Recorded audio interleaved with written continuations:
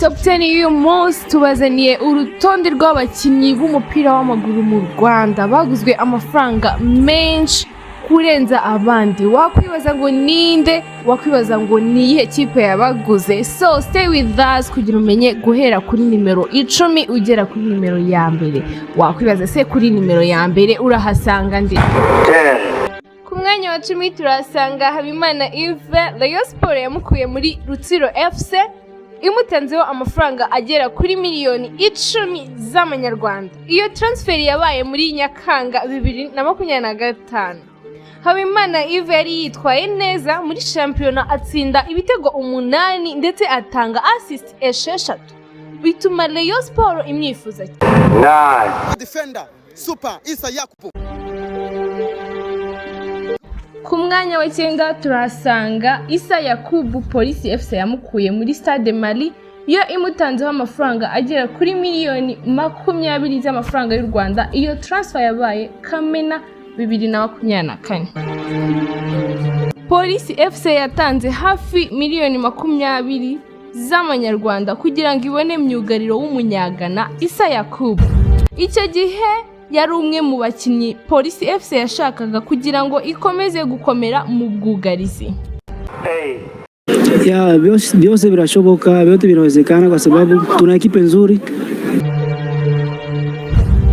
Ku mwanya wa 8 dufite Richard Ndayishimiye. Rayon Sport yamukuye muri Muhazi United imutanzeho amafaranga agera kuri miliyoni 21 z'amafaranga y'u Rwanda. Iyo transfer yabaye tariki ya 22 Kamena 2024.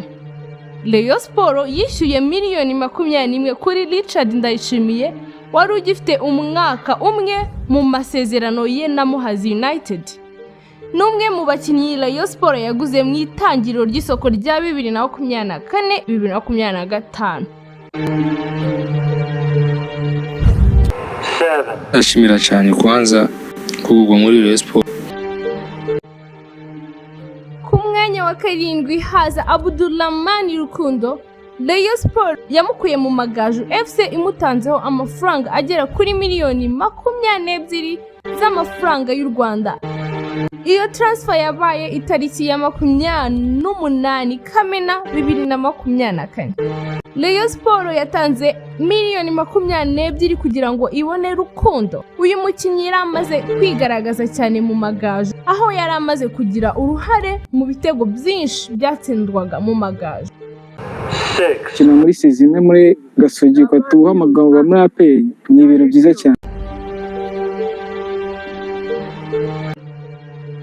Ku mwanya wa 6 hakaza Alex Nduwayo. APR FC yamukuye muri Gasogi United imutanzeho amafaranga agera kuri miliyoni 25 z'amafaranga y'u Rwanda.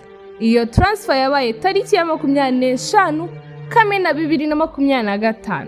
Asinya amasezerano y'imyaka 4. Uyu ni umwe mu bakinnyi bato APR FC yashoyemo amafaranga menshi muri 2025. I think it's 7 or 6 goals now.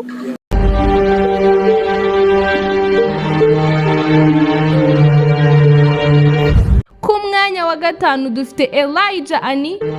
Police FC yamukuye muri Bugesera FC imutanzeho akayabo kagera kuri miliyoni 40 y'amanyarwanda.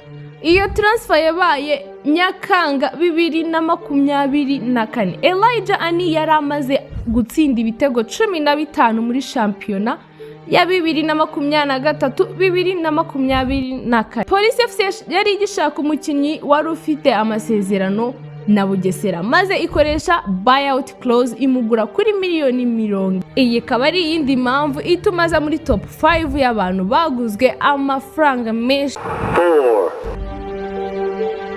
Akavagari kagera kuri miliyoni 42 z'amafaranga y'u Rwanda. Iyo transfer yabaye Mutarama 2025.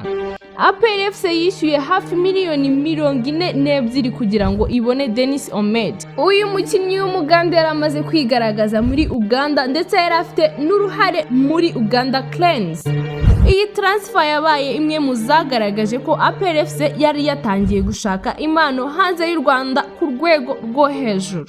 3 C'est un jeune Burkinabé j'avais toute une enfance.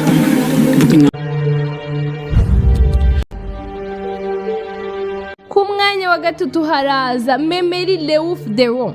APRFC yamukuye muri AS Sonabre imutanzeho amafaranga arenga miliyoni 95 z'amafaranga y'u Rwanda.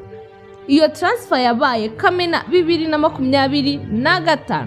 APRFC yishyuye arenga miliyoni 95 ikipe ya AS Sonabre kugira ngo ibone uyu mukinnyi wari ugifite amasezerano. Ariko hari n'ikindi gitangaje, amakuru avuga yuko Singida Black Stars yo muri Tanzania yari yamuhaye kontra y'imyaka 3 yasaga amadolari 150. Ariko APR yashoboye kumusinyisha ku giciro cyo hasi cyagera ku bihumbi 65 by'idolari. Nice team, very good team, well organized. Ku mwanya wa kabiri turahasanga Said Yusuf Dauda. APRFC yamukuye muri Samatex yo muri Ghana imutanzeho miliyoni 146. Iyo transfer yabaye Nyakanga 2024. Umuscout wa APR yari yaragiye kureba undi mukinnyi wa Samatex, ariko Dauda niwe wamuje mu maso nyuma yuko yitwaye neza mu kibuga.